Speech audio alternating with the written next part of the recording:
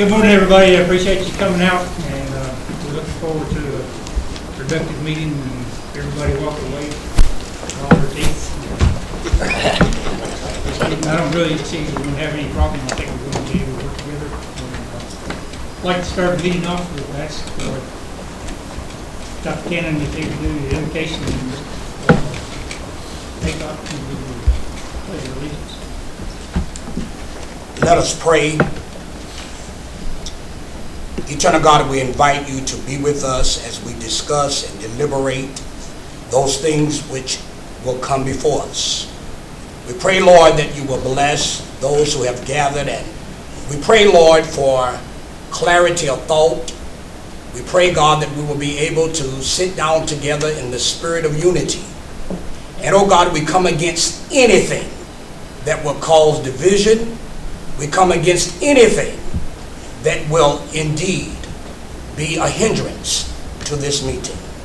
We thank you right now, and we ask that you order our steps in the name of him in whose we are, in whom we live, breathe, and have our very being.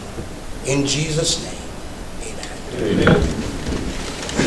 Let's stand for the pledge. I pledge allegiance to the flag of the United States of America and to the republic for which it stands, one nation under God, indivisible, with liberty and justice for all.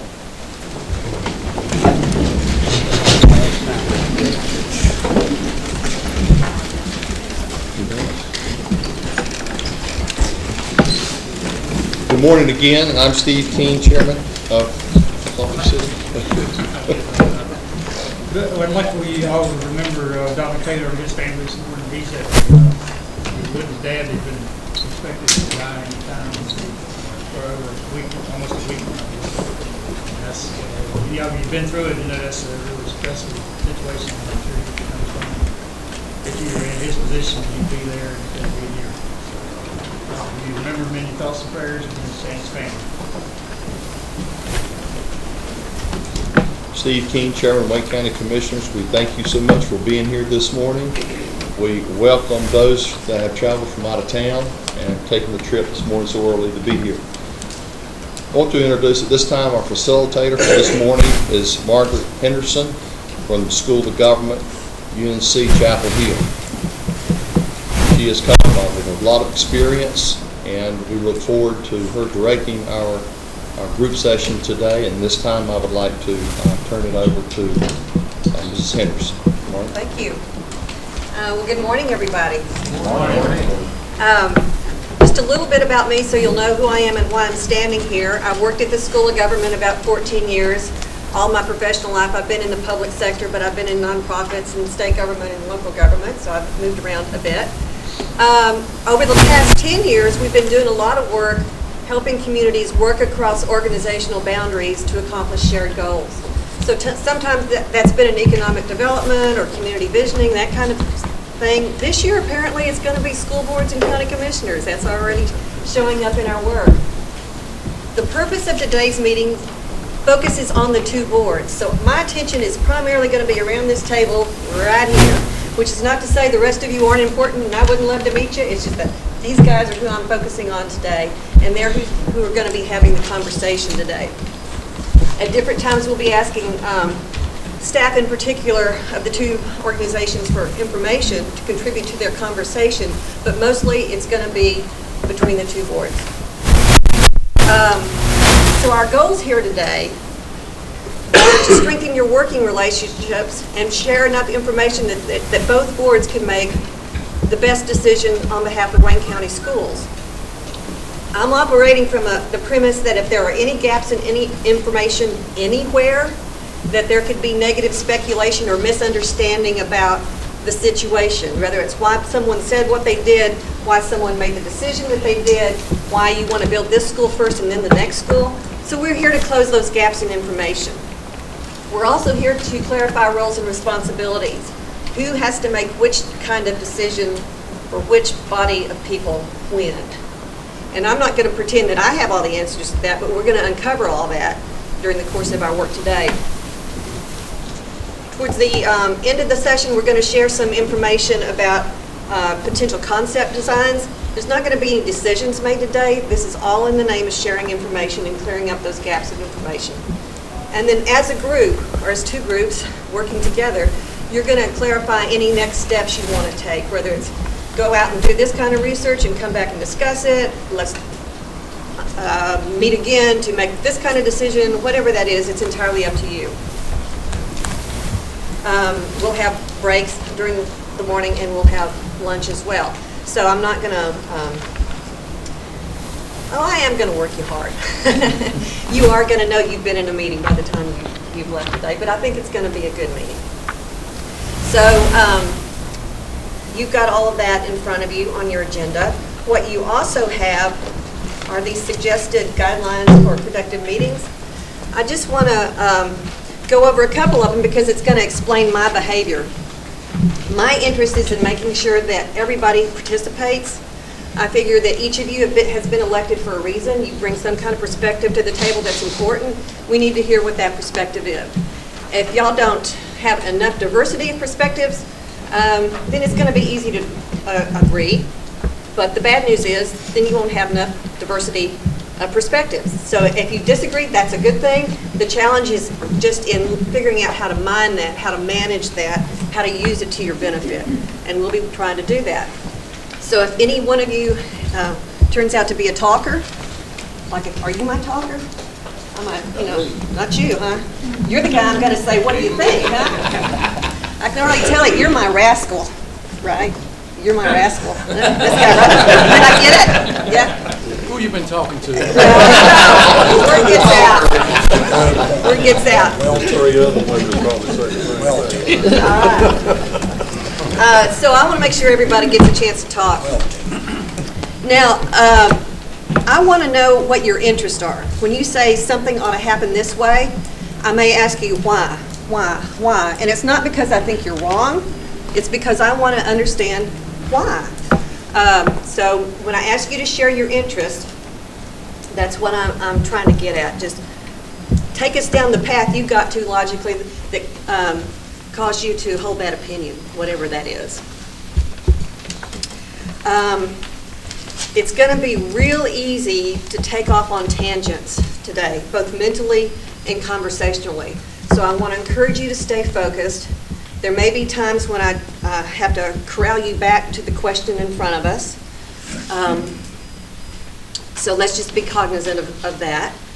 Know that we've got this plan, we've got this agenda for the day, and if at any point it's the will of the whole group that we do something different, then we will do that different thing. If it is, however, what one person wants to do, then no, we're not going to do that today. So I stand here with a plan, but I'm flexible. This is your meeting, and we're going to try to make it as useful as possible. I said earlier we're trying to close gaps in information. I need you to share all relevant information. If there's something out there in your plan, in your organization, that's relevant to the conversation that we're having, we need you to share whatever that is. In some communities, that might be something along the lines of, we're planning this great way to do things, but the key person is actually going to retire in 3 months. That's an important piece of information. We need to know those kinds of things so that y'all can make the best decisions possible. Similarly, we need to discuss undiscussable issues. I've noticed in groups, if a group sidesteps an issue once, twice, 3 times, then that is in the room, whatever that is, and we need to talk about it, even if it makes us uncomfortable. So if we get to that point where we've sidestepped something 3 times, we're going to talk about it, whatever it is. Now, my assumption is that each one of you is giving your community a great gift of your time and attention, and that no one, aside from people who have held these positions, understand just how much of yourselves you're giving, how much studying you have to do, how much of your private time you have to give up, how much time you spend going to meetings and hearing about things that probably aren't your primary interest in life, but they're all important. So I thank you for that. Even though I'm not from here, I thank you for that. I recognize it's a gift, and it's a gift that I respect enormously. So, we're about ready to get started. Any questions for me? Are we all good to try to follow these guidelines and let me actually facilitate you? Okay. I should warn you, I'm from West Texas. It's, you know, we're direct there. I'm not as armed as my relatives I are. have a question when you brought up, are we willing to let you guide us? I would think that question should have been asked before today, shouldn't it? Well, this is the first time you've been in the room. Yes, but it's not the first time you met those in this room. So my point is, it would have been nice to have at least been given a choice rather than to come in and make such an important decision such as following the guidelines without having a choice before this.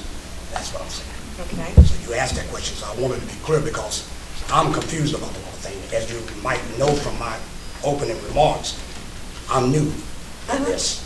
And it's a very, very, very scary process. But I'm up for the fight. And my thing is, I really wish that we would have had a choice in facilitators rather than to be asked that question that you just asked, are we willing? Because I'm willing, but I don't know what is loaded. To me, it's a loaded question, and that's what I'm saying. Okay. What would make you more comfortable? What will make me At more this comfortable? point. First of all, you will make me comfortable, and I thank you for that. Because I want to be heard. I have so many things coming at me, you know, and I want to come at this, as my prayer indicated, with the goal of unity. But it's hard to be unified when you start on the premise of division, and that's what I'm confused about. And I'm not starting on the premise Not of you. division. Not you. I mean, Yeah. this whole meeting. No, not you. I don't know you. That's my point. I have no idea. I'm sure others know you, but I don't know you. I've met 2 people. Okay. Yeah. All right. So part of the reason, in addressing your concern, part of the reason I wanted you to sit alternatively is because this isn't an us versus them, even though it might have felt like that at times. You're in this together. You govern together. You might run as individuals on individual issues, but you govern together. So y'all have to figure out how to make this work together. So if there's anything during the course of the day that will help reinforce that, let me know what that is, and we'll see if we can make it work.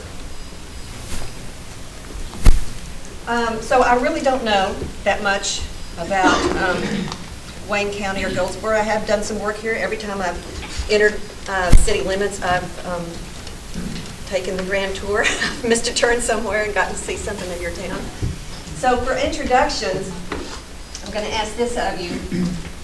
And again, this is of the elected boards. And to help me get the lay of the room, just tell me who you are, which board you're on, how long you've been on that board, because that'll give me some indication of your learning curve. There is so much to learn in these positions. And this might be the hardest thing you have to do. Give me one of your favorite people, places, or qualities about Wayne County schools. We're inventorying your assets here. So it's not okay to say, oh, we got great teachers. I want one teacher. We got great schools. I want that doorway, that building, that classroom, whatever it is that's your favorite. Okay? So let me start with you. Okay.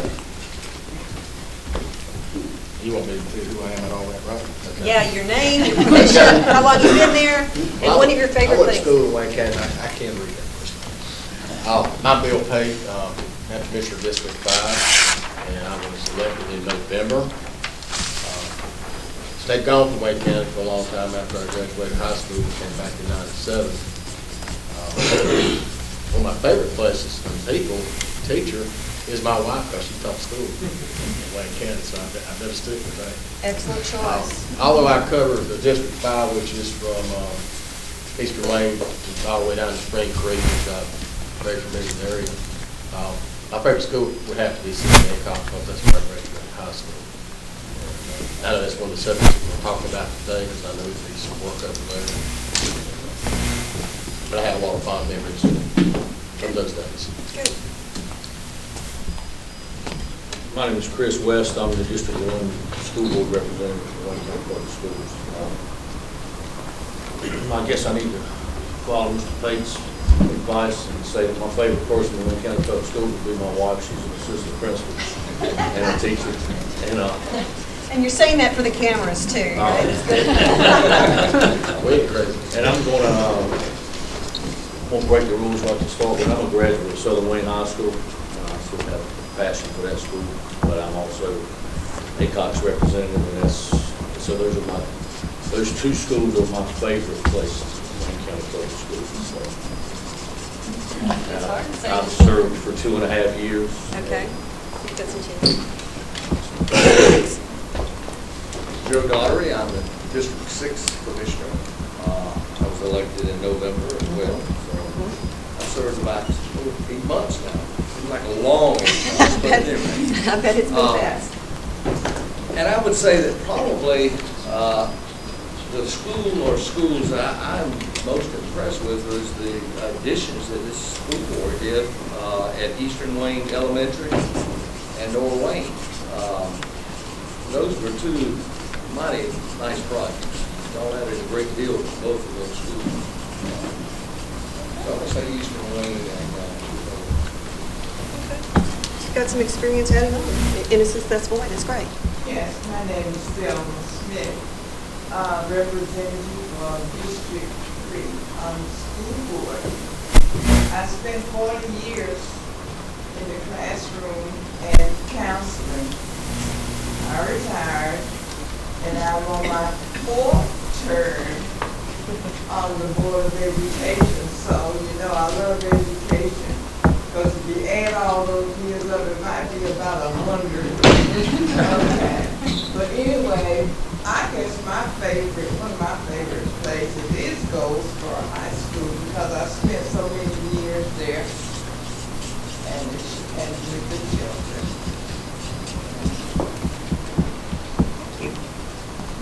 My name is Ed Cromartie.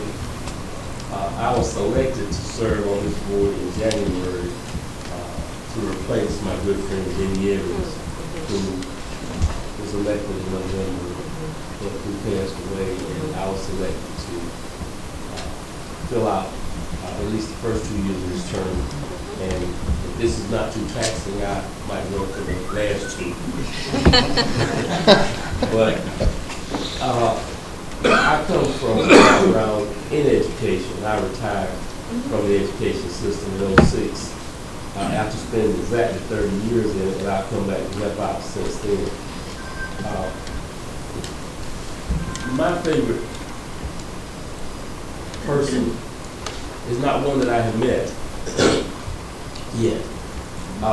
Mr. McCoy would probably help me out if he knew the last teacher that he hired in this process of getting ready for school. I'm going to name that Mr. McCoy as my favorite person.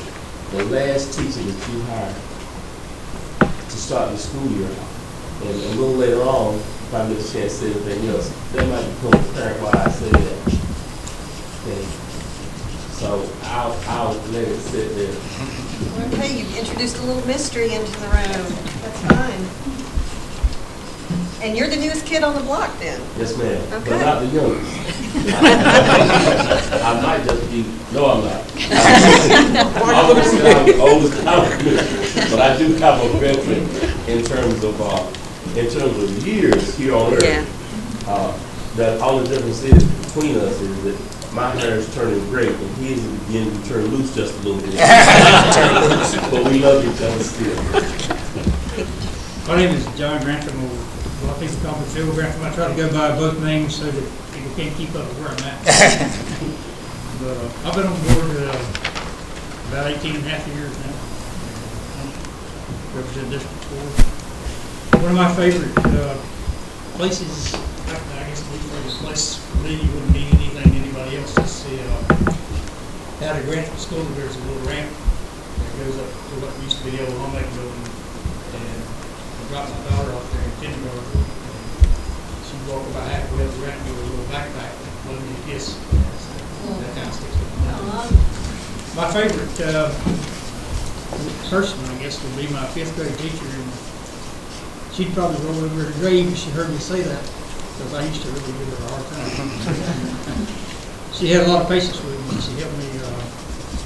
I was, I guess, reaching adolescence early, and I wasn't really a model student, but she did a lot for me.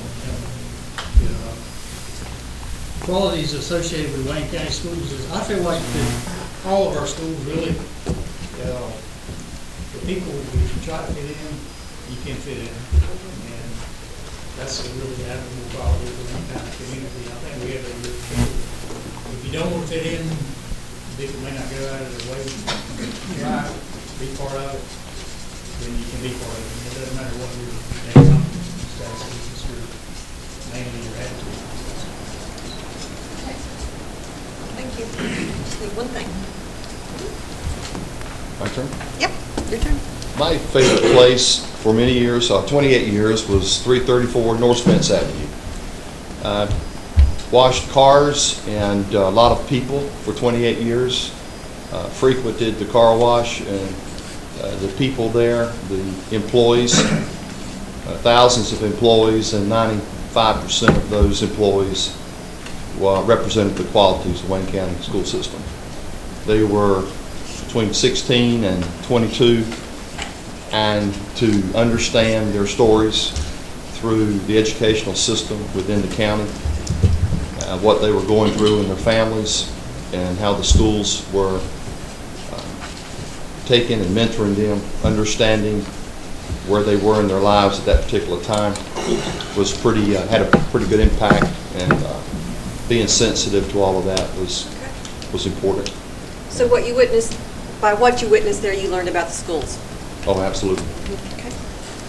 I'm Ray Mayo, Commissioner for District 1. You're sitting in my district. Pikeville, Fremont, part of Eureka. Aycock High School is in my district. And, I'm thinking back, that question is really hard to answer, but there's one person that really, I think about this teacher quite often. Being the first freshman class to attend Charles B. Aycock High School when it was consolidated, I had a English teacher that was tough. When I was in a college preparatory class, and when she taught English, literature in particular, she was really tough on us, and she said, "You're going to thank me when you go to college." Her name was Sedalia Green. A lot of you people know her. I remember her on this board and in this county. And she was right.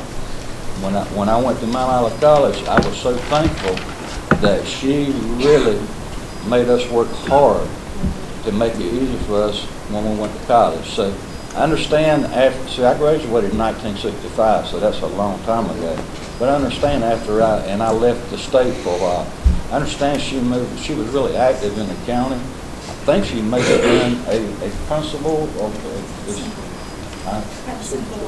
okay, yes. And so she really put forth and loved education.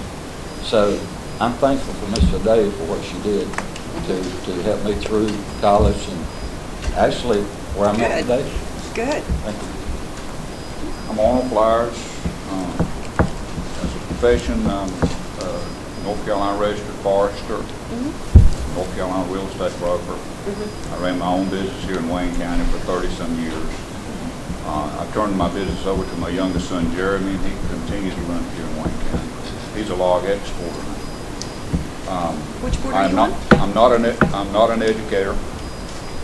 None of my family is educators. I graduated from school in Wayne County, Southern Wayne. My wife graduated from Eastern Wayne. My 4 children went to school in Wayne County, graduated from school. 3 of them got degrees in a community college. My father graduated from Brogden in 1936. I live in Indian Springs. That's my favorite place. I live within 4 miles of the house I was born in. My ancestors have been there for more than 200 years. That's why I'm involved in all this. So you're on the Board of Education? I'm on the Board of Education. And do you have one favorite place or person in the Springs. schools? Indian Springs? Okay, Indian Springs. thank you. We don't have a school at Indian Springs. And matter of fact, you won't find it on the map, chances are. But it's part of our Wayne County community.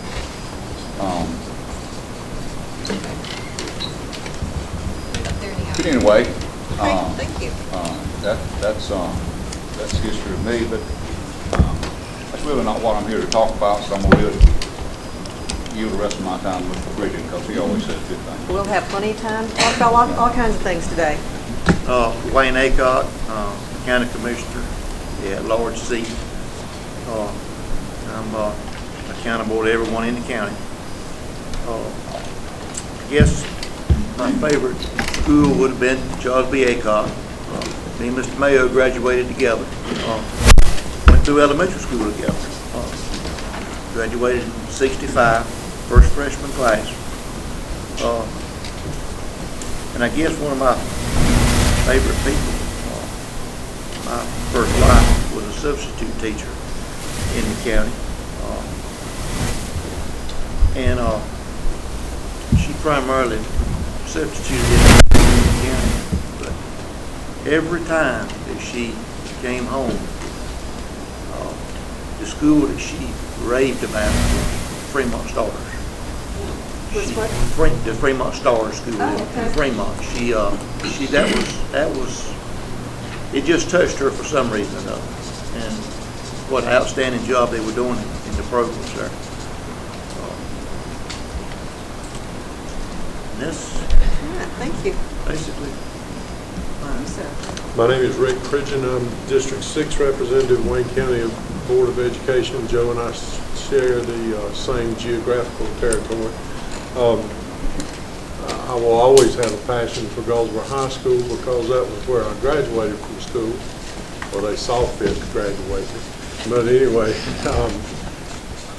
I would say that my largest, the best quality that I can say about Wayne County school system is the caliber of students that we're sending to college and the successes that they're doing with their life. I've seen kids come out of our school. I know the education is there, but I've seen kids come out of every school and go to places like Harvard, Princeton, Yale, and kids that we have more than our share of children in places like the School of Math and Science and things of that nature, that our school system as a whole is preparing kids for the next world to come, and we're preparing them very well, or else they would not be being in those places. I know Thelma and I share a passion for the amount of scholarships that our school system brings into the table to our young people. They're doing an excellent job, and when you look at comparative school systems the size of ours, we've got a tremendous amount of flow of scholarship monies coming in here for student successes.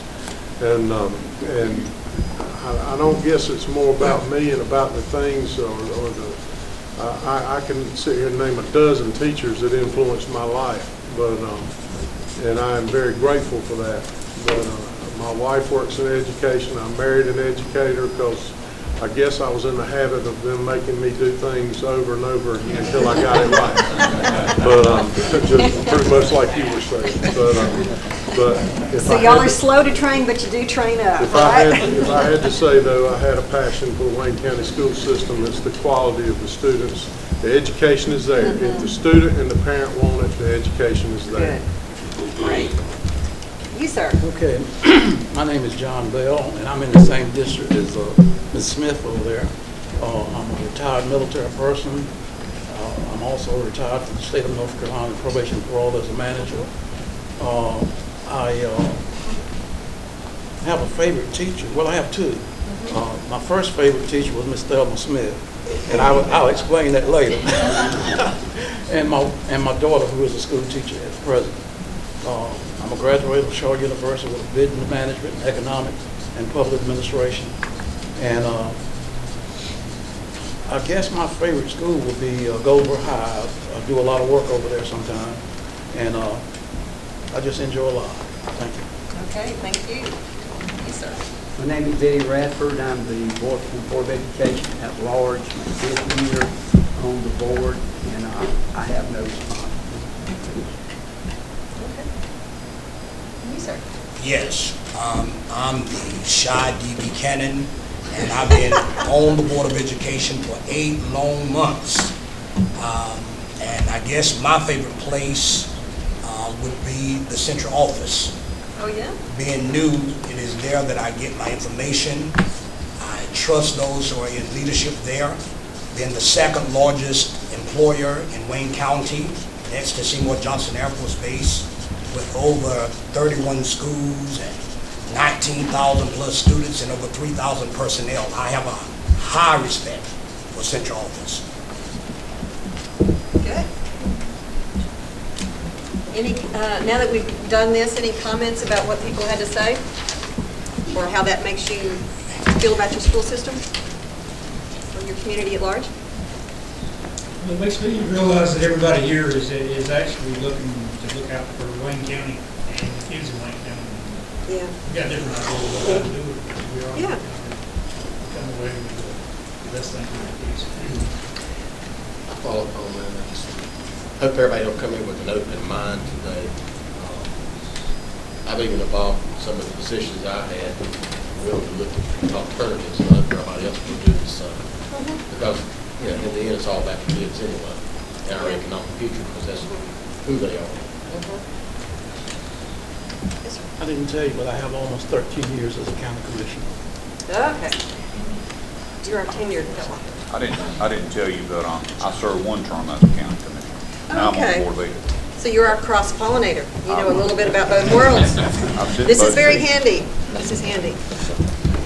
Yeah, I heard a lot of good stuff, a lot of different kinds of personal investment in the success of the school system.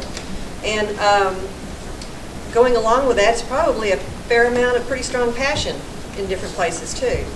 So that's like the diversity of thought. I'm glad you got it. If you were apathetic, this would be a terrible meeting. You're passionate, it's going to be a good meeting because we're going to figure out how to make that work for us, one way or another. Any other comments about that? I appreciate the range of expertise that's here at the table. I think, I want to encourage you not to assume, particularly those of you who are more tenured on these boards, please don't assume that other folks, the new kids, understand things as well as you do. There may be gaps of information that we need to fill that you're not even aware of because it's just like breathing air to you. You know this stuff so well. So I want to encourage everybody to ask the questions, whatever questions we need to ask to fill in those gaps, to explain why, to explain, is this state law or local practice, or, you know, let's just explain everything we need to in order to fill those gaps of information. So what we want to do now is begin to do just that. We want to make sure that both boards, whether you're working independently or collectively, we want to make sure you're working from the same factual information. So that's why we've asked the school system to tell us a little bit about their state of affairs, and then the county's going to fill in with some information about what they're working with, so you'll better understand each other's pressures and motivations and resources that are available. Okay. So while we're doing this, the school will be up first. They'll present their information, or whatever collection of people will present that information. We'll have a little time for Q&A. If there's information missing, I'm going to keep a running list of what else you might need. And you might decide by the end of the day you don't need that information, but I'm just going to make note of it in case you do, and then we'll figure out the best way to make that available for folks. Okay? All right, school system. How do you want to work this? Well, I'll start it off. I guess we by your agenda here, the facility needs and sequencing. We've given the county commissioners a plan of where we feel like we need to go right now. Basically, we have in the three projects in the central attendance area that we asked to share and classify, and we're asking to go to at least one middle school right now for Grantham, and we actually need one right now at Spring Creek middle school. Both those schools both those areas are in dire need of schools. We have as far as the priority goes, the priority is we have to list something first on a piece of paper, but the Grantham school, which will be the new school that we had to do first. We're planning on doing first. we didn't mean that we needed to wait until we get all the projects done in the central attendance area before we start Grantham School. We'd like to start it as soon as we can get the funding in place. Right now, we feel like we have, what we do have, and I'll let Ms. Bartlett address a little bit on that. We have the funds right now that we could pay back, make the payments on the school. And that's, we know that the sales tax money and lottery money may go away, but you can't build school system. That may happen when you have no way of knowing. No way to figure it out. Can't even make a decent projection. We have to go with what we have right now and assume that it's going to be continued and be optimistic that it may get better. We don't need to wait until everything's perfect to start some construction. We'd like to get started right away on these projects that we have on our plan since 2007 or 2008.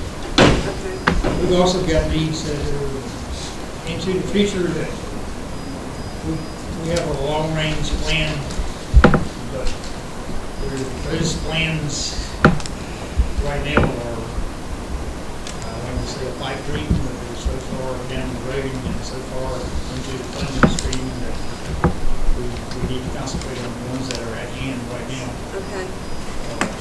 We did a study in the, back when I was first on the board years ago, the Board of Education hired an expert from Greenwood to do a demographic study on Wayne County and tell us what we needed to, what population was going to be, where it was going to shift, where we needed to go to schools. And 2 years later, he wasn't even involved in what county was going to be, what the number was going to be. And he basically wasted $35,000 for his advice. Which practically ended up being about 3 times the amount of money in today's dollars. That's in the past. Right now, we have a plan that we've been working on, and we've completed several of those items now already that we've been working on for the past 5 years. And it's actually been, that was a plan that was developed by the Board of Education, and it's actually held true more than anything we've ever had. With our own people, we came up with a plan, and our plan, so far, it's pretty much held true to what our needs are today. Ms. Bartlett, if you could mention the address. I'm up here. I got to sit at the back. Just as far as the payment. Well, technically, we kind of have 2 issues, I guess. We have, the Board of Education did develop a Phase 1 facility plan, which has been submitted, which includes doing renovation in the central attendance schools, Spring Creek Elementary, and Charles B. Aycock. That particular plan also includes building a new Spring Creek Middle School, a new Grantham Middle School, as well as a new elementary and middle school in the northern end. The Board of Education had a conversation and decision back when we were doing our budget process and came up with, to kind of narrow it down to see if we could get some movement. And a letter was submitted requesting that the commissioners look at funding 50% of doing the renovations at the Central Attendance School, Spring Creek Elementary, and Charles B. Aycock, because the Board of Education was willing to pull 50% of their funding to pay for the other half. And they asked at that time for the commissioners to look at ways to fund building the new Grantham Middle School. That was where we wanted to start with first. Okay, so that was renovation where? And the Central Attendance School. Okay. Spring Creek Elementary, and Charles B. Aycock. And one construction? And we were asking to put Grantham Middle School up first. mean, not, this doesn't negate that we need the other ones, but we felt like we needed to start with that. Okay. So that's how phase one got narrowed down. Am I missing anything? Okay. And we know, we've looked at our current revenue streams, identifying our absent sales tax revenue and our lottery revenue. Basically, those are the only two capital funds we have available. And looking at projected balances, we probably got $13 million that we could do some of these between paying half and any kind of funding as payment basis. Okay, so 13 million projected revenue, and you're proposing to borrow the rest from the county commissioners? It depends on what they come up with. Yeah. It's kind of open the door, let's see how we can make this happen. I mean, that, we're looking for them to help us figure out the best way to fund this. That's Mr. Smith's expertise. I'd like to add something to that, Ms. Barr.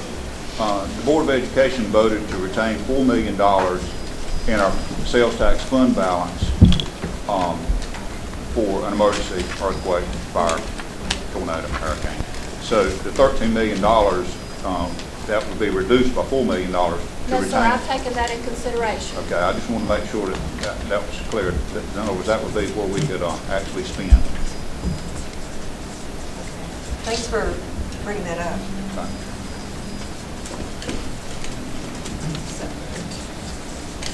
I'm sorry, I know y'all can't possibly read this scribblings. I'll be, and I'm sure I would benefit from spell check on a flip chart if there were such a thing. But I'll be typing these up just as extra notes in addition to the minutes that the clerk's taking. What else about the school system's picture? Questions, clarifications?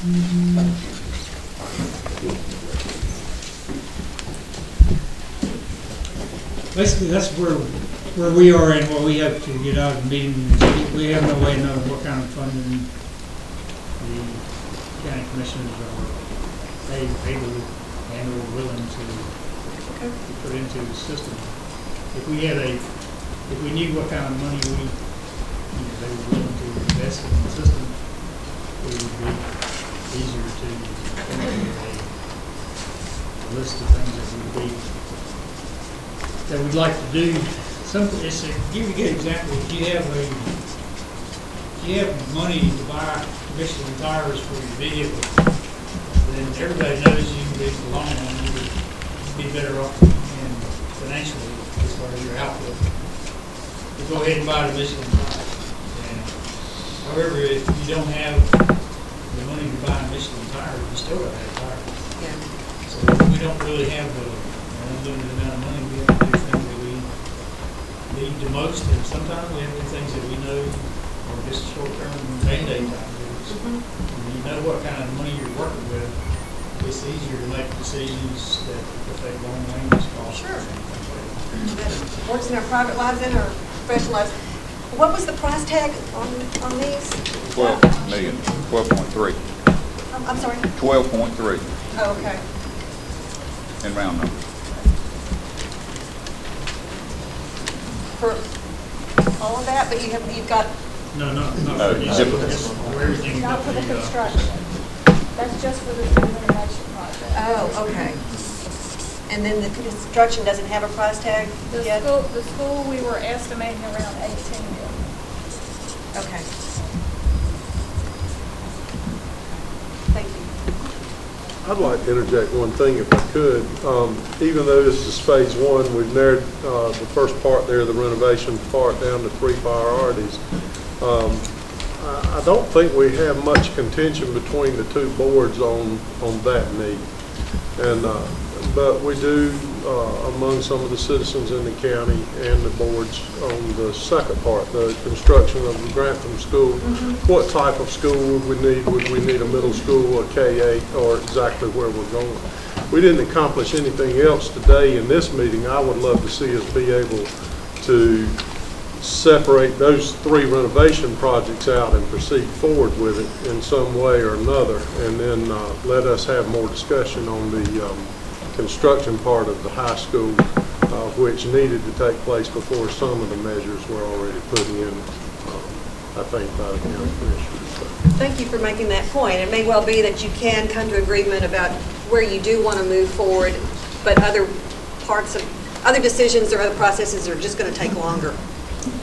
Just a clarification, the $18 million that was almost $67 million. When we did the plan back in 07 or 08, that was a projection based on when we might, the cost of construction. Yeah. The cost of construction, due to the economy and everything, is not really going up as much as was anticipated. And the school will now not be $18 million. And Mr. Hike, later on in the presentation, the afternoon, has some numbers on the current estimate on construction and some projects will even be somewhat less than $18 million. Okay. Well, that's good news. Ms. Simmons, I want to make sure for your sake that you understand that what the Board of Education asked on the phase one, the $12 million, is we asked the Board of Commissioners, would they contribute $6 million, and we were going to take $6 million out of our fund balance, out of that $13 million, and we were going to ask them to, let's funding projects now with fund balance, money on hand. We're not asking, and then we asked for the Board of Commissioners to arrange financing, which is the way we have to do it. By law, they have to sign into it. Not to contribute any money, but we were going to make the payments out of our fund balance on the school at Grantham. We didn't ask them for any money for Grantham. We asked them to help us get that first project. And what I need to leave here with today is, are they going to help us? If so, how much? And if they're not, then we'll proceed accordingly, because we have some money to work with that is sitting in the bank drawing 1% interest, and inflation, we're losing money every day if we're not working. So that's what we asked for. Then they come back with this alternate conversation on Grantham School. But we need to proceed with phase one. Okay. And I can't guarantee you that you're going to get to a decision today, but you'll probably have a better understanding of what it would take to get to any kind of decision, or how close it is, how far out it is. Now, we don't want to debate any of these plans right here, right now, but is there any other basic information you need so that you can understand how the school system got to this point of describing their situation this way? I feel like I have to interject that the plan was to build Grantham School and Spring Creek Middle School at the same time. Spring Creek Middle School is in my district. Spring Creek Elementary and Spring Creek High School we have right now, both of those schools are over 300 students in capacity. If Spring Creek Middle was built today, it would only have those three schools would be at capacity. All right, so that need is just as critical as Grantham, but we need to build one at Grantham. So this is the way the Board of Education has chosen to go to Grantham and build that school, pay for it as quickly as possible, is what I'd like to see us do, and then immediately as soon as we see a light at the end of the tunnel, to build Spring Creek Middle. Now that's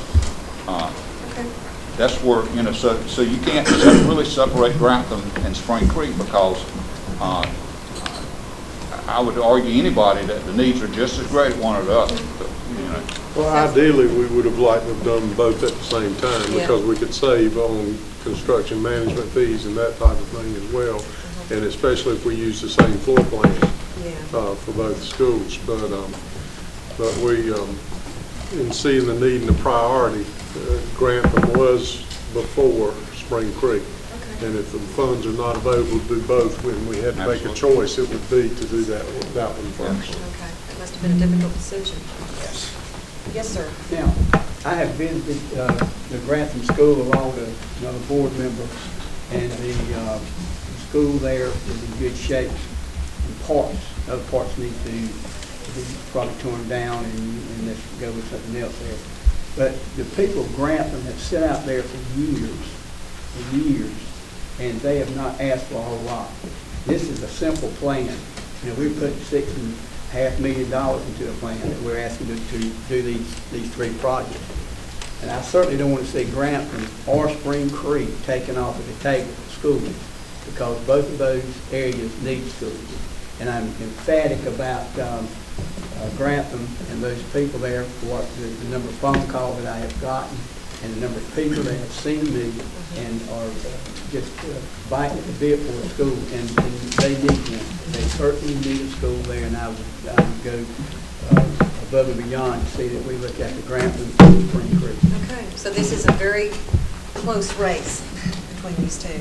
If funding forces you to make a set of priorities, it must have been a Nobody on the Board of priority set. Education that is saying, that I've heard, is saying, let's don't build Grantham now.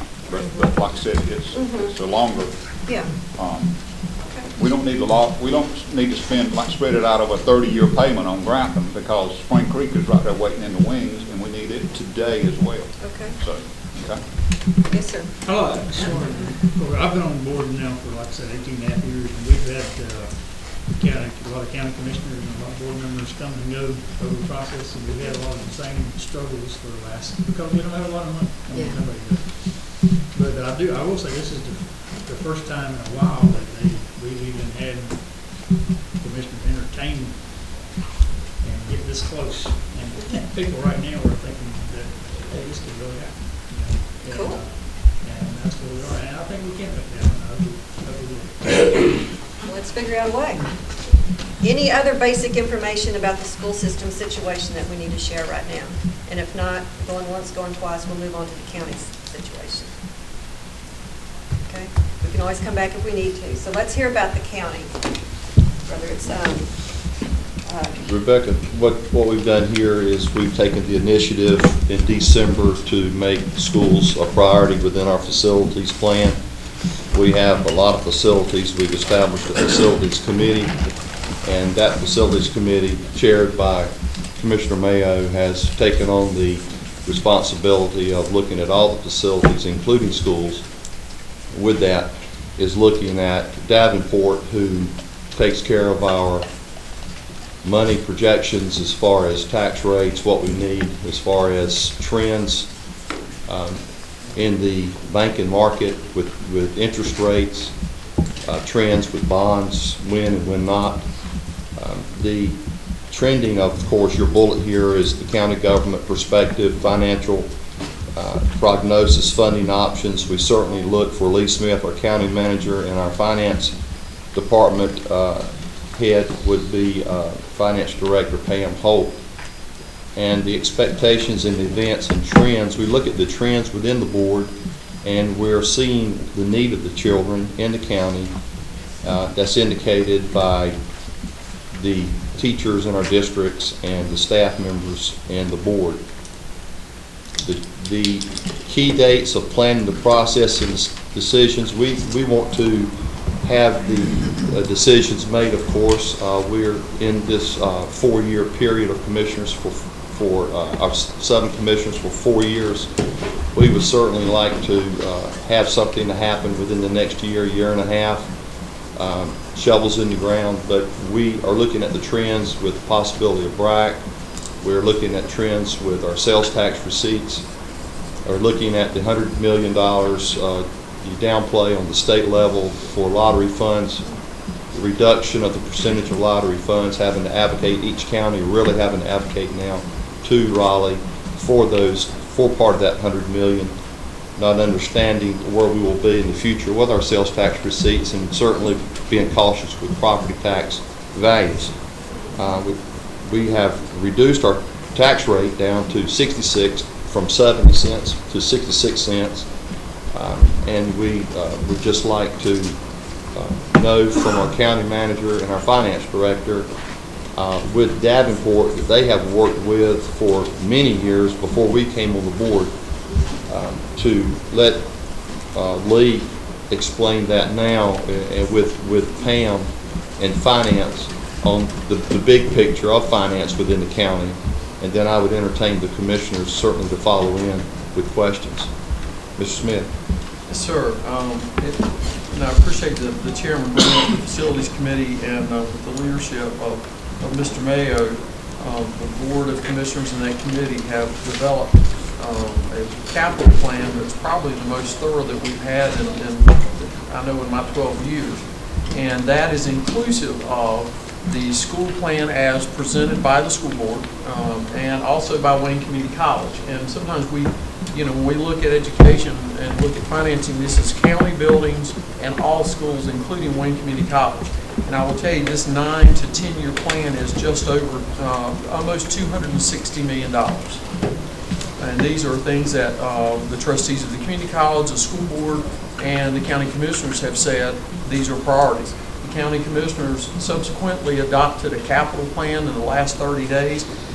This plan it did not approve the projects, but approved in concept possibilities of moving forward and beginning to allow the finance office, Ms. Holt, and Davenport and Associates, along with our office, to begin analyzing a plan of action to finance. Now, as Mr. Keene said, as we have been talking with almost on a daily basis, Davenport and Associates, and most of you have met Davenport, Bob High, Ted Cole, and they actually come through, and I'll be glad to share this. We can put it on our website. It's actually financial assumptions where we give the financials of the county through our audit and up-to-date financials from Ms. Holt, and we then develop different scenarios to finance. As late as yesterday, we had a meeting with Davenport and Associates, and I appreciate the conversation about the offering of using cash up front.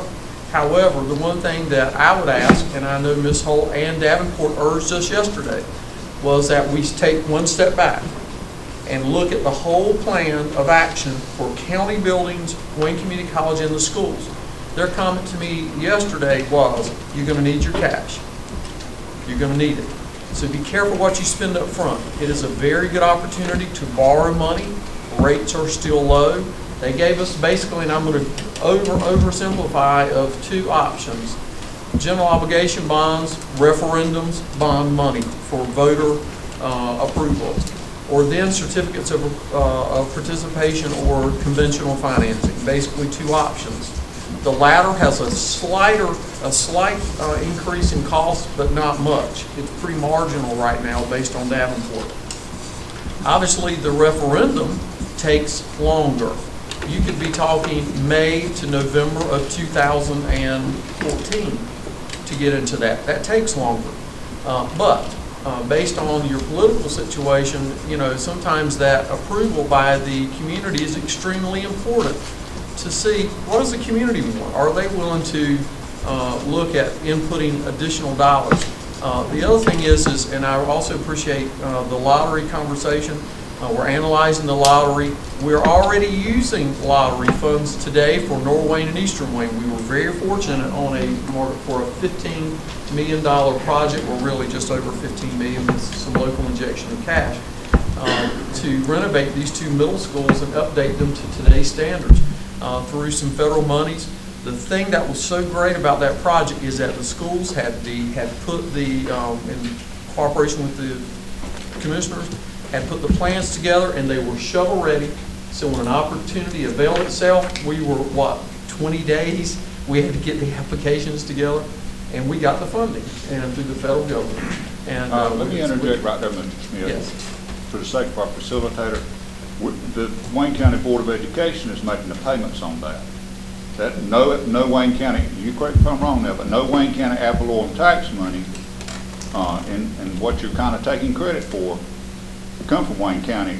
That's why I said the lottery funds. That's okay. right. No, the Board of Education is making payments on that, so I want everybody in the room to know that. It comes out of lottery funds, except this year the Q-SCAPs have already been cut back because of sequestration, so we're already injecting cash. So this year we've been hit for $50,000. We think that may go up this coming year because there will be a reduction because of sequestration. So we know we've been hit for 50. So I can't say anymore it's not ad valorem because this year it's 50,000. I think it will be at least the same or a little more next year. So, but that's still a small number in comparison to the right at $1 million payment, I guess. But that does come out of that. So in no way did I intend for it to sound like anybody's taking credit, but that it is coming out of lottery funds. But going back to Davenport, the one thing that Davenport has asked us to do as a plan is developed of what your priorities are for projects on all projects. They had asked us to take a look at, obviously, they advised us yesterday that we're in good shape to take a look at debt.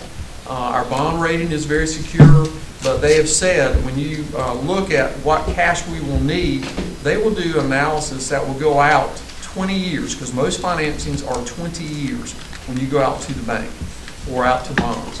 That being the case, there are times that you will go out of what they say debt ratios that are out of the norm. And you may need cash to knock what they call the peak off of that to stay within your debt ratios appropriate for your community. So they've asked us to take a look at that. Obviously, our next steps would also be to look at the importance of when you build new buildings or new facilities, be it the county or the schools or Wayne Community College, to do the operations assessment. We have some up-to-date numbers from the community college, from the schools, and from the county. Sometimes you have savings when you build something new. You're able to reduce spending.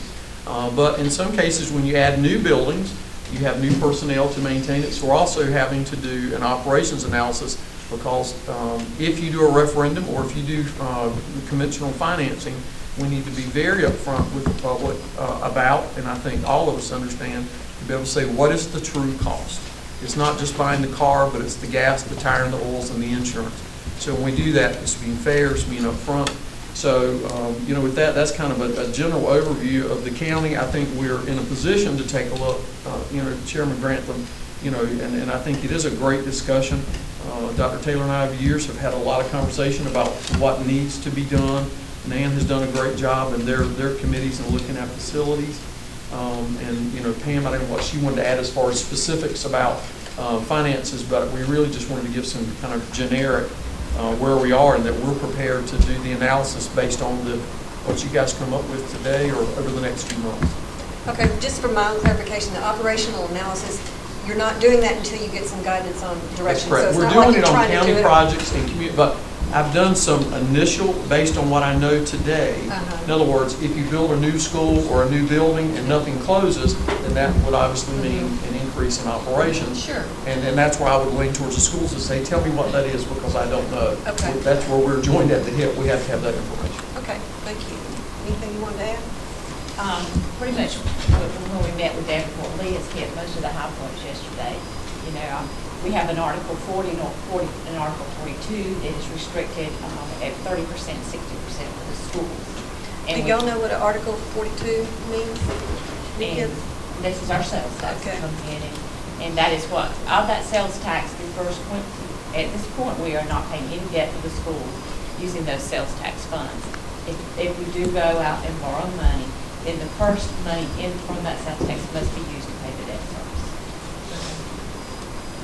And those are good points that when we talk to Davenport, and please understand when I'll say, the issue of the offering of using cash up front, they of course yesterday said that may be a good idea, but when you do the full analysis over the next 5, 10, 20 years, you may find that it is better to use that cash to leverage the debt to do more, because as I clearly heard a little while ago, it's not just the renovation projects, it's some new schools.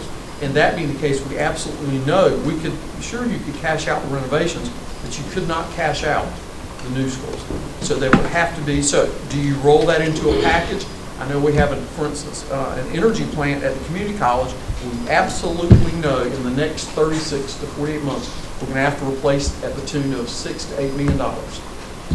Well, if I used what cash we have today on that, I would not have any cash to leverage debt for schools. So do we roll that?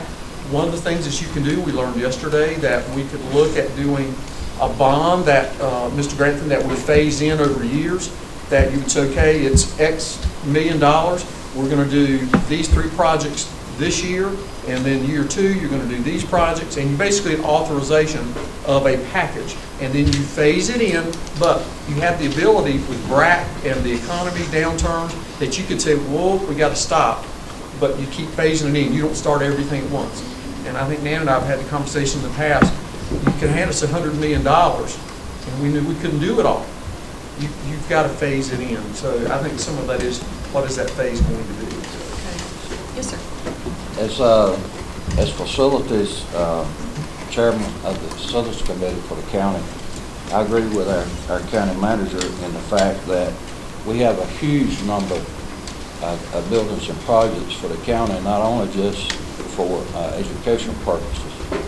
The thing that, and I agree that to the fact that we need to keep our monies in our fund balance for other projects, because my concern is that, as it's already been mentioned, is that we have a brag. We still have a high unemployment rate in Wayne County. So we need to look at alternative methods to fund this other than taking money from our fund balance. So I agree totally with what the county manager has said. And from that standpoint, let's look at our schools. One of the things we're going to need to look at down the road, and that's for another day, but there's got to be money for this from somewhere, is that there's a big concern across our county. For example, just one example, of mobile classrooms, mobile home classrooms. I'm getting a lot of concerns about the security of them.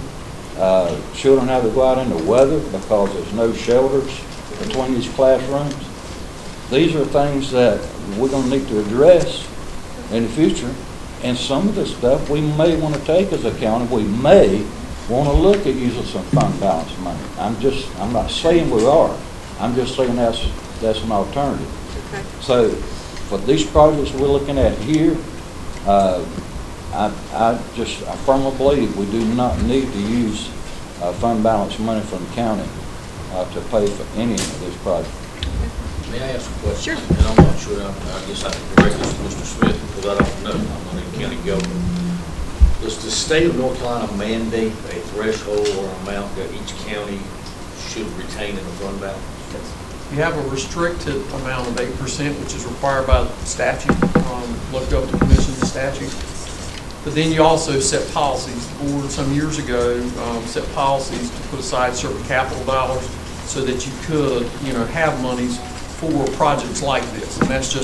And that's part of why we got our bond rating increase, because we've been able to do that, retain some cash over the years to be able to look at borrowing money.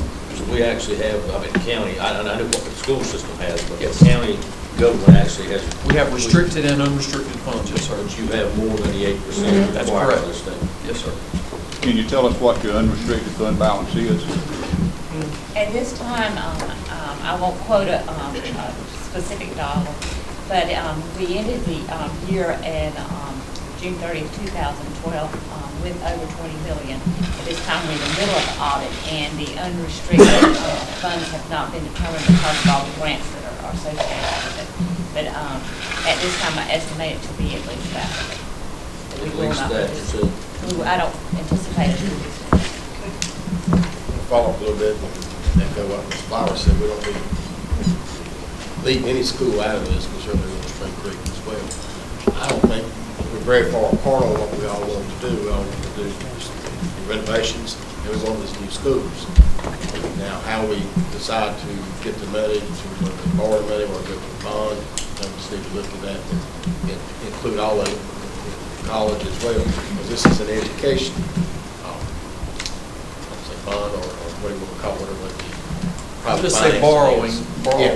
And on the borrowing, you can still phase in and get a conditional loan, Yes. correct?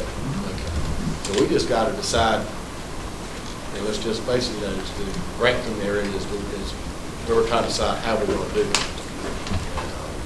And let's just put that on the table and we'll work that out. All the other projects, without a doubt, I think we all agree on that, and we just need to move forward and go into the rest of the situation. One of the things that I'm concerned about if we were even going for a bond referendum, those couple of things. One thing I don't think it would pass, because a lot of people don't have kids in the school system. I'm going to be interested in raising in a bond issue. Which is like, if you got kids in school, they grant the school, we need air conditioning in the gym.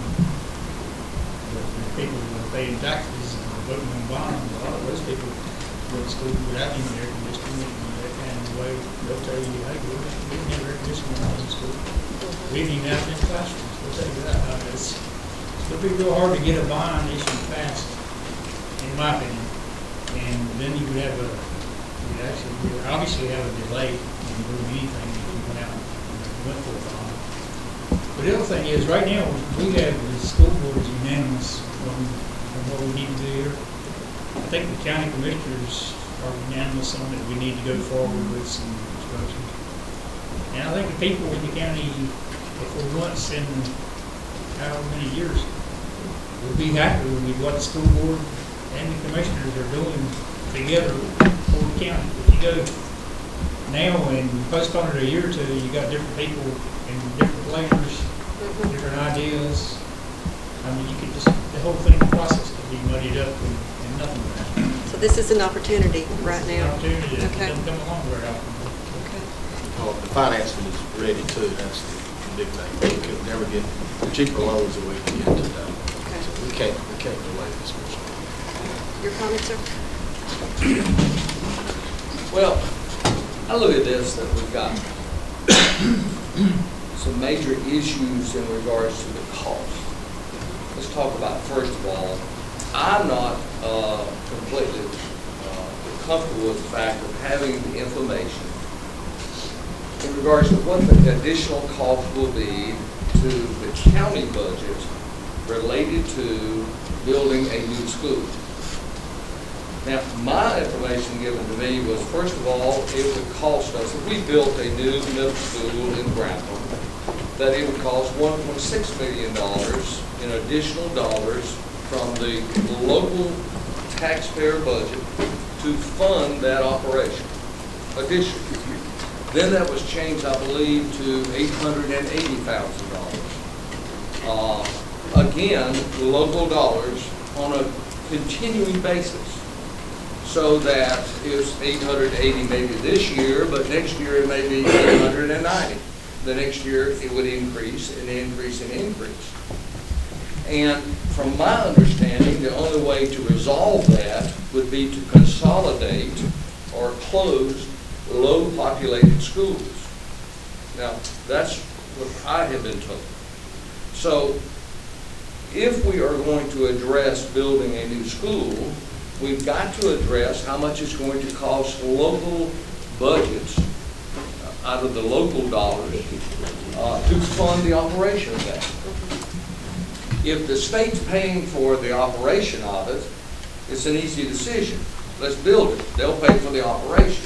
But if we're going to have to take dollars out of our local dollars to pay for operation, we need to know, one, how much is it going to cost us so that we can budget accordingly. And we're getting, I don't have correct information there. Yeah, and you've actually given me a great segue for what's going to happen after break, but we'll get into that. So I'm glad that you went ahead and surfaced it. Let me continue on. The second thing is, I think all of us sitting here would agree that those three improvements, we need to go ahead and get an agreement on those so that we can get those started. I don't think there's any contention in regards to the three improvements. So I really encourage us to separate that out from the contentions of building the school so that we can have future discussions on that, find a resolution in the weeks ahead. But let's get going on some of these projects. These, those projects need to be done pronto, right away. Okay. We ought to be able to borrow the monies for that. The school system's going to pay for it. It's not coming out of the local dollar. You guys are going to pay for it. So if you all will agree to pay for the bill, let's borrow the money, get the three projects going, and then get into the construction of the school. But I do need to know how much, if we build the school, how much it's going to cost, and whether or not the schools board can find ways to consolidate schools to not have that cost. That's the first thing. Robert, one thing, and Mr. Daugherty makes a good point.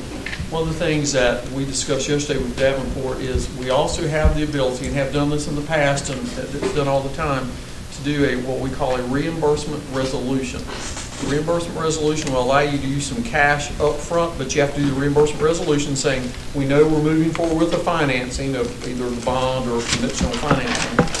And you can reimburse yourself. In other words, if you needed that cash later to help leverage future debt, you actually would pay yourself back. Use some cash now, you're paid back on a reimbursement resolution from the proceeds of the loan, and you get that back. So what I'm saying is there are options. Okay. And with that comment, you convinced me you're playing like three-dimensional chess, 6 moves out, and I'm playing checkers when it comes to financing, so that's some of it. Maybe you all follow that, but I don't. I'm first. Okay. I want to clarify something in regards to unencumbered fund balance. Now, the approximately $13 million that is sales tax money and lottery money that's being held by Wayne County but is earmarked and designated for the Board of Education, that is not included in that $20 million. Is that correct? Okay. You have to explain your 20 million. Okay. Unencumbered. But there's $13 million that Wayne County is holding that is sales tax and lottery money. Those are restricted funds for the school. Okay, so in other words, I want to make sure that everybody. That is in addition to the 20. That's correct. And the those monies are designated for the schools, and we can draw that money down at any time. Is that correct? That's correct. Okay. All right. The other thing I wanted to point out in regards to the additional expense for a new school, Mr. Darter, I don't think that anything involved in government, county government, that you can figure the expenses to be constant forever. Things go up. It costs more money to do things, A. And B, and I encourage the media people that's here to do some investigative reporting, because you can go to NorthCarolinaTreasury.org and see the amount of money, the total amount of receipts that Wayne County has, and the percentage of that money that they spend on education. And then you can go to all of the adjoining counties, Duplin, Greene, Johnson, Wilson, all of those adjoining counties, and extrapolate the same percentage from their total receipts and the total amount of money, and you will find that Wayne County, their percentage of their total receipts spent on education is less than all of the adjoining counties around us. So, Mr. Darty, Wayne County has not contributed, in my opinion, enough to the schools for a long time. So. Thank you. So we had you and then you. I want to ask Mr. Spence a question, because I like Mr. Dahlgren here, and I like to move ahead on the renovations and get that taken care of. But from a financing viewpoint, would we be better off to borrow for all the projects or do it piecemeal renovations? Well, you understand my question? Yeah. Well, again, it's a little bit of a loaded question. But depends on how you define it better. That's right? what I'm saying. But that's why I think it's important that we keep the team like Davenport involved, because like yesterday we threw some scenarios together. Pam and I talked with them, looked at some scenarios. In most of the cases, it came back to bundle them in packages of financing with using some cash, where they saw that it was needed to knock those peaks off. Because you got to remember, as the county moves forward in doing borrowings, we've still got to stay within certain restrictions of debt as far as our credit rating or our bond rating. So you got to keep those peaks down. That means you use cash occasionally to keep that down, okay? Also knowing the local government commission is also going to two things. The general obligation bonds, that is full faith and credit or tax rate promise. The other is collateralizing the schools. We would own the schools, we collateralize, even though it's not full faith and credit. Obviously, if we failed, we'd have to raise taxes, but you're not obligating that. You're obligating the collateral. Now, who's going to come by school? I doubt anybody, but it's just a different way to do it. So what I'm saying to you is before we made any decision, I would lay them all on the table and do kind of a menu or options of what impact, because we don't look at 1, 2, 3 years. We need to look at 5 and 10, because I clearly heard a couple of school board members say that they have projects. When I look at this $257 million, it doesn't stop there. There are other projections of another $100 or so million further out. So that being the case, remember I said 20-year financing. Well, if we've got 10, and I remember having this conversation with Mr. Flowers years ago, we talked about if we went out 10 years in finance, or 20 years in finance, in 10 years when you build again, you still got 10 years to go on the other financing, and how are you going to pay for it? So you've got to look at all these things. So bottom line is, lay them all out, and then you as a group decide which way you go. Him. Okay, to me? Yeah, you. Okay, it seemed like to me we're sort of putting the cart before the horse. Now, we need to let the finance people like Lee and Nan and Pam and all of them come up with a plan of action. We could discuss this all day as members of the two different boards. We don't have the facts, we don't have the figures. Let them give us a plan, and then the board would get back together and decide if this is where we want to go. Because we can talk all day individually here about different, what we should do and what we shouldn't do, but we don't really know exactly what we should or shouldn't do. Okay, but I suspect the staff would be well informed by understanding which way you're likely to lean or what kind of preferences you have in that. So I'll get that on the list of things that you might decide later on you want to have happen. Yes, well, it seems to me that we're trying to discuss all of this in one lump sum, and I don't know if we're going to be able to place doing that. The school board has priorities, and these priorities are the first 3 lines on this project. We agree that we have present needs, and I believe those present needs need to be addressed by the commissioners, and I think it comes to around $12 million. We have offered half of that. We asked them for the other half. Why can we not? These are present needs. The schools gotta come later simply because we gotta go through the borrowing process and all of that. But why can't we agree that we're going to do the present needs of students who are already in buildings? You understand what I'm saying? We put those are our priorities. Why can't they respect our priorities? That's my concern. Okay. Any other comments? I want to say one thing. It seems to me that we kind of simplified it, and maybe I'm just looking at it too simple. But with the 3 issues that we have here, the 3 projects, I think we were, Mr. Doherty wanted us to pay all of it. But we'd asked for half, and we were going to meet halfway with it. That seems to me really simply to either they're going to pay half or they're not. On the Grantham School, either they're going to let us borrow the money, we pay them back, or they're not. That's just 2 very simple things that are on the table, and I don't understand why it's so hard for everybody to understand. Either give us the money, the 6.5, and not borrow all this money. If we borrow that money, then it's a heck of a payment to make back. Can I follow up on that? But I'm not quite through. But as I say, it's just as simple as it can be. Either loan us the money, meet us halfway, or what are we doing? You know, we just, And there may be reasons why it's not so simple from the other perspective. I see where you're coming from, and I think that what Mr. Smith is saying is that Davenport is saying that we need to borrow the money, not just fund it all. So if that's the case, then I think we could agree to just go ahead and borrow the money, do the 3 projects, and let's get those shovels running. but we're paying the money back. Is the county commissioners giving any money to that?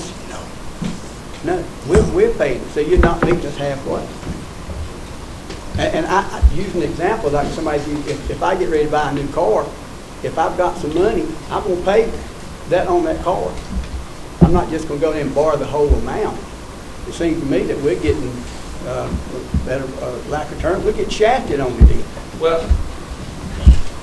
just falling back up, it just seems like because we're not only talking about just borrowing that amount of money, it's $200 and some odd million that we're borrowing, and that the financial advisors are saying you need to keep the cash in the bank to use that to keep your bond rating up so your interest rates will be lower when you borrow money. So I think it's just a matter in which we defer to the financial advisors so telling us how to structure it.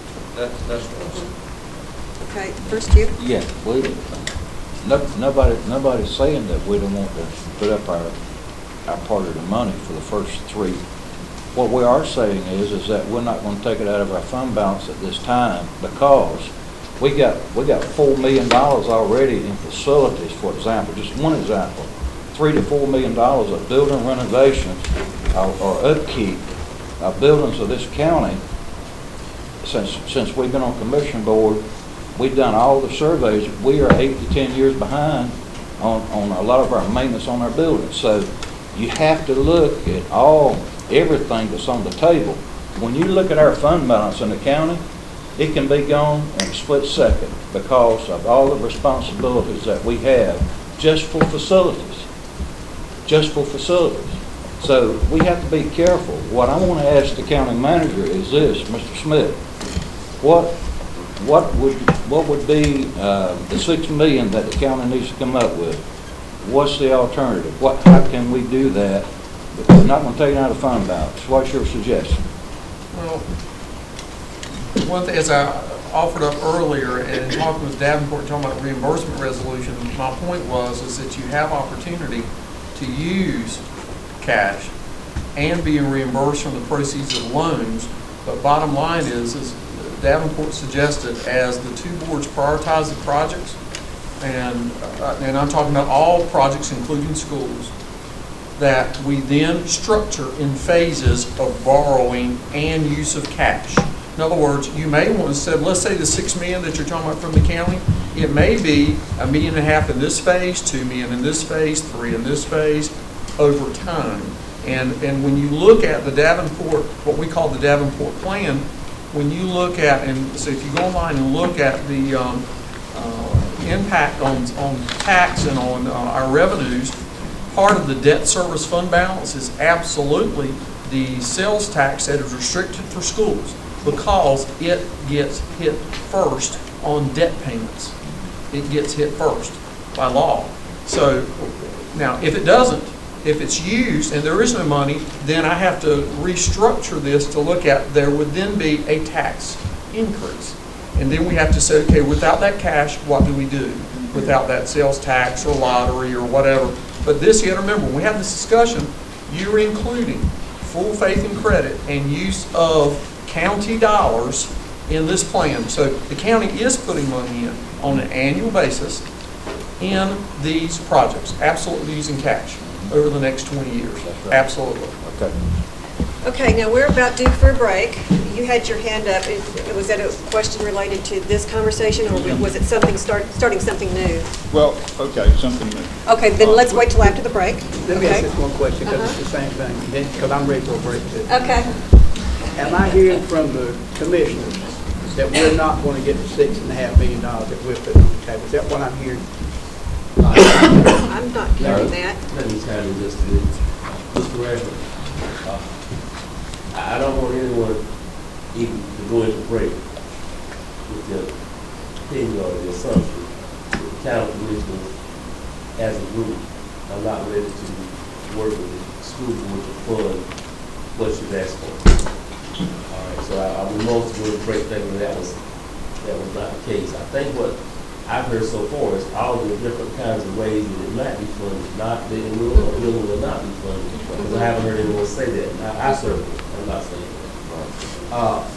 There's one point in this board that keeps coming up, and I want you to, not before break, but because I want you to tell us, to explain to the group the sustainability of running the schools, and just do a little trail, if you will, for us as to where that money starts and where it ends up, and what, if anything, should be our unreadiness because of the sustainability of the school. Okay. Then, Dr. Fed, at some point today, I want you to tell us a little bit about the total population of the Wayne County schools and how much it has grown, or just how much it has shifted. And I want you to say something to us about the total use of all the potential school roofs in the school system, and what the picture could be like if the school line shifted with the population, and would we be talking about needing as much brick and mortar? Okay, before we go into break, Sure.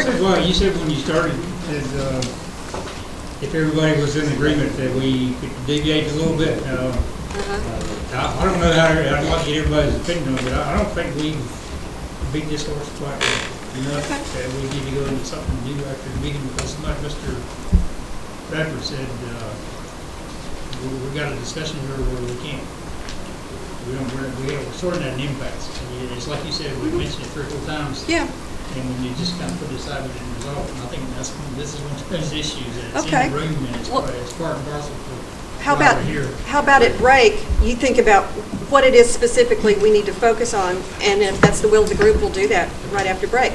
Now before we take our 15 minutes, which I know we all need, I just want to emphasize what's happening here is exactly what should be happening here. School's supposed to focus on schools. That's, in relative terms, a luxury, because you only have to focus on schools. The county has a much broader responsibility, and they've got to figure out the ripple effect of every single financing decision they make. So they're doing exactly what they should be doing, and I'm not hearing anything about, you're not going to get your money, we're not going to get these schools. We just don't know the how and when yet. So hold your hearts and minds open that we can work this out, because we need it to work out. Okay? So 15 minutes from now, be back.